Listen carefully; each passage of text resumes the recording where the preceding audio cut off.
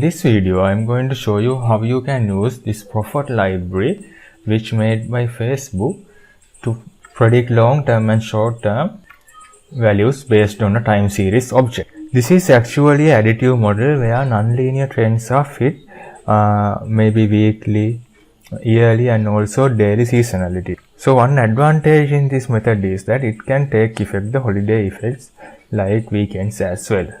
However, it is known that this particular library is very strongly correlate with the dataset which have seasonal effect, which have several seasons of historical data. In addition to that, many researchers have identified this Prophet library is a robust way to deal with missing data as well as it handles outliers very well. This library is actually released by Facebook's data science team and you can easily download from the package installer. So for this example, I am going to use a Microsoft Corporation stock starting from 2016 to all the way to 2021 June. So consider if you want to have a quick rapid forecast values for an example for the next 365 days. This method is really valuable and also robust. So as you can see, the data starts from 2016 June 14th and all the way to 2021 June 11th. So it has values such as highest stock rate, lowest stock rate, likewise. So for this example, I am going to use only this particular column, which is the second column for our prediction.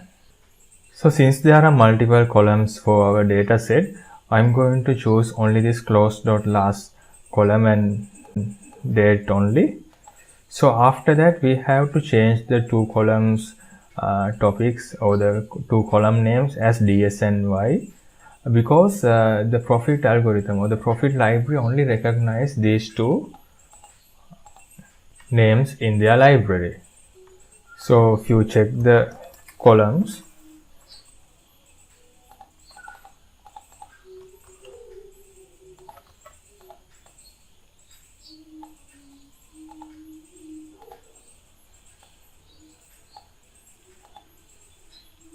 so now you can see the dates and stock values have changed. So if you plot these values, you can see how our data is arranged. So in the next step, I am going to assign a new variable df1 and take the logarithmic value of the micro stock value. So the reason is that when we are working with time series data as well as in statistics, there are often situations that our data is not follow the bell curve.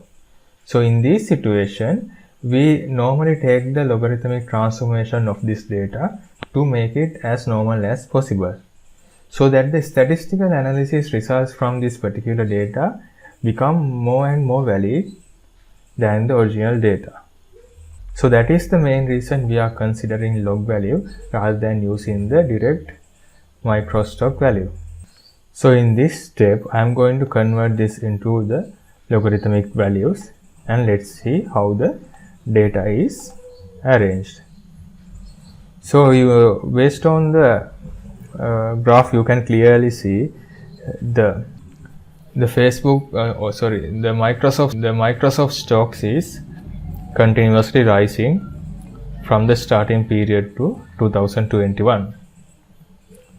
So the next step is to create the forecasting period variable. So by calling the make future data frame, we can create a variable for the forecasting period. Since I am considering a 1 year forecasting period, I am going to give the period as 365 since the number of days is 365. So we can run this.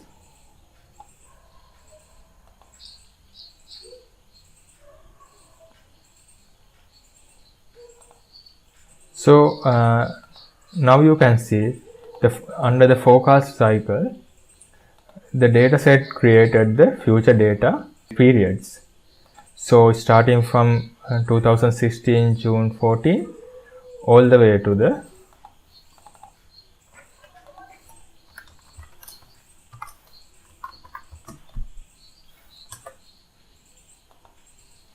2022 June 11th.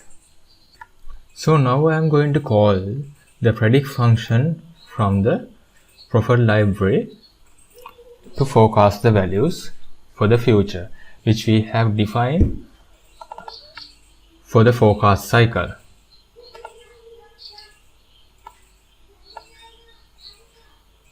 So let's run this.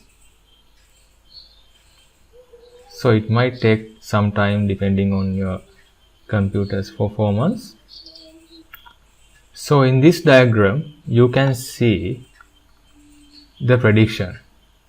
So from starting to here it has given the prediction value that it will be increase over the next course of period. So in addition to that, in the light blue color you can see the model fit very well with very little amount of outliers in 2020 and 2021. So these are the future values of the stock. So in this way you can determine how the Microsoft stock deviates over the period that you are considering. So another important thing is that you might be wondering why I included this particular Plotly library. So we haven't used this Plotly library up till now. However, we can use this library to plot the above graph more interactive manner. So for an example, if you run this, unlike the previous graph,